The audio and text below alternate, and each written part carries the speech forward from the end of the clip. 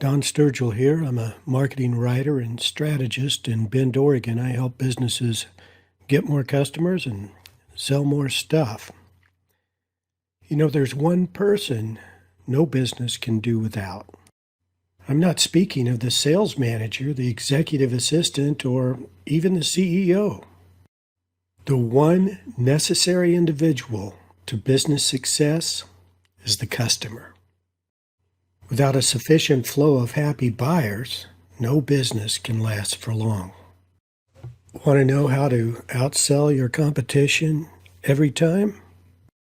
Copywriting legend Gary Halbert often presented his favorite marketing cone to new students.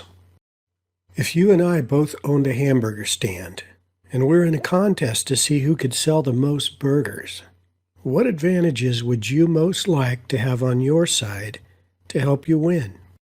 Halbert's students would throw out their best guesses: a prime location, a world-famous chef, the best meat available, a price advantage to undersell all competitors, effective advertising.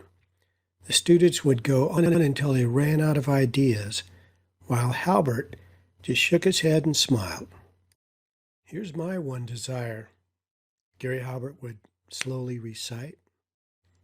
"I would want just this one simple thing: a starving crowd." May I ask, have you identified your starving crowd? Richard Hewer is a master of intelligence analysis. During his 45 years with the CIA, Hewer doggedly pursued a nagging question from his days as a student of philosophy at Williams College. What is truth? Hewer kept asking, and how can we know it? You see, there's a danger in relying on intelligence data, whether it's intelligence gathered in school or by your own observations. Hewer says this obstacle is so great, the gulf so wide, that it's impossible to overcome. The toughest part of getting to the truth is something called mirror imaging bias. This curious phenomenon leads us to believe that everyone else thinks exactly as we think. In the intelligence arena, mirror imaging bias can cause field agents to misjudge the next probable action in volatile situations. In business, mirror imaging can lead management to embark on an ill-advised course of action, sometimes resulting in a huge loss for the company. An area where mirror imaging most derails marketers is in the identification of the customer and the customer's desires. Does your starving crowd want what you're offering? Or are you offering what you want? I once worked with a client who owned a chain of hotels surrounding a popular tourist destination. He's the son of a wealthy merchant in the Far East. Despite access to his family's assets and his significant advertising spend, his hotels were underperforming. Moreover, many online reviews said his bargain basement prices, as low as they were, couldn't be justified. The staff was rude, the rooms were not being cleaned well, and the ads promising affordable luxury were being ridiculed as an outright sham. You see, mirror imaging bias had my client convinced that his knowledge of what Americans wanted most, the lowest possible price, would allow him to starve out the competition. He was wrong. He was absolutely unable to let go of his bias and try a different approach. He wanted me to dig him out of the problem by writing better hype than his original copywriter had provided, not by helping him develop a better strategy. It was obvious to me that he needed to clean up his act, train staff, and do a better job of delivering what he promised. I don't write hype, and neither should you. Every box of detergent is new and improved. Skin lotions all make your complexion radiant and provide revitalizing nourishment. We get used to seeing a ration of hype from ads and salespeople, so we figure that's what it takes to make sales. Hype works. But today's consumer has better access to information than ever before. In the age of the internet, hype is giving way to something even more effective. Hype is being upstaged by the truth. If you say you provide world-class customer support, you better do it. If you advertise clean rooms and a friendly staff, your guests are going to let the world know overnight if that's not the case. Let's you and I play a game, something like the one Gary Halbert played. How will you win? Will you run a special? Will you try some negative advertising? Will you tell the crowd my burgers aren't nearly as good as yours? Will you cut your prices to the bone and try to undersell me? Will you hire a copywriter to hype your product better? Will you put up a huge sign saying, "Best burgers in the world"? Or maybe hire extra staff to speed up the flow? Will you work faster, harder, smarter? All of those are valid ideas. They've been used extensively in business. Yet there's a better way, and if I use it, I'm going to outsell you every time, no matter what you do. Here's my plan. I'm going to separate the crowd into buyers and non-buyers. After all, we're not trying to see who can give the most burgers away.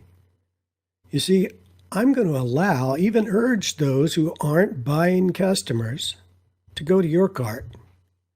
And I'll serve the hungry ones, the ones that are willing to pay for those burgers, and I'll get them fed. My focus is on the bottom line. I want to sell hamburgers. You see, marketers are famous for trying to sell everyone. But not everyone is a genuine prospect. Now, there are buyers for your product or service, but who are they? Do you know? Do you really know? Or could it be that your vision is clouded by mirror imaging bias? Here's a test. Quickly think of 3 characteristics of your ideal customer. Now, look in the mirror. Do you see a resemblance? You may not think you're a victim of mirror imaging bias, but you are. We all are. That's why it's a wise idea to get someone from outside your company to take a look. Here are 5 quick tips on how to find out who your best customers really are. First, use the records you already have to mine for data. The amount of information available to you will be dependent upon how your receipts are processed, how sophisticated your data collection procedures are, and whether you do the work yourself or hire a mining company to help. Second, you can use customer surveys to gather information about your customers and their preferences. Now, it's important to write those surveys correctly. Otherwise, mirror imaging bias is going to step in and skew your results. Third, you can perform keyword research to examine the searches your customers are actually making online. Now, it's important to have the right tools for this and have some background knowledge in how this is done to really do it efficiently and accurately. Fourth, you can use your backlink data to reveal which other websites find your work relative and linkable. Fifth, use your social media time wisely. Find out where your customers hang out on social media and go there. But don't go there to talk or to blast out your marketing messages or links to your last blog post. Go there to listen. Listen. Find out what your customers are saying, how they say it. Find out what their problems are. Find out what they need and look for ways that you can help them. You want to know their names, ages, interests, dreams, fears, plans, and expectations. The words you use in your marketing material and advertisements should address your customers, not yourself. Tell them why your product or service is different from that of your competitors.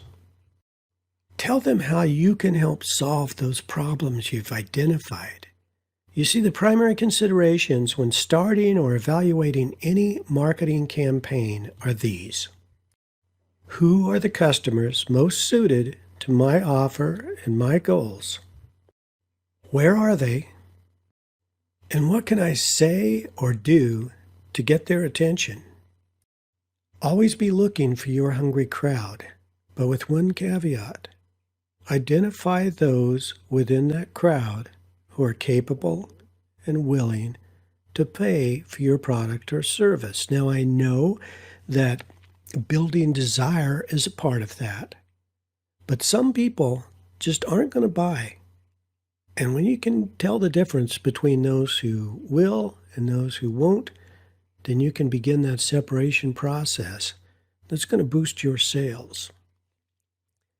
I know when I left the world of corporate copywriting several years ago, decided to go freelance and on my own as a content writer and marketing consultant and SEO consultant, I had no problem finding people who wanted my services.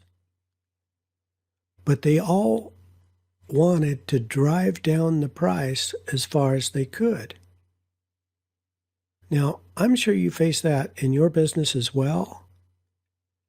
And you have to know what your prices should be, what prices you can allow, the clients you most want to obtain, and balance all of that against your desire to help people. Now, hey, I love to help small businesses and entrepreneurs, and often I do that at either a ridiculously low price or often even at no price at all. I just like to help them. But I can't support my family and my business with low prices and or free stuff. And you can't either. So marketing, look for your hungry crowd. Identify your best customers or clients and speak directly to them. Wishing you great success in everything you do. If I can be of any assistance, go to donsturgill.com, DONSTURGILL.com. Give me a call, drop me a mail. Look forward to meeting you.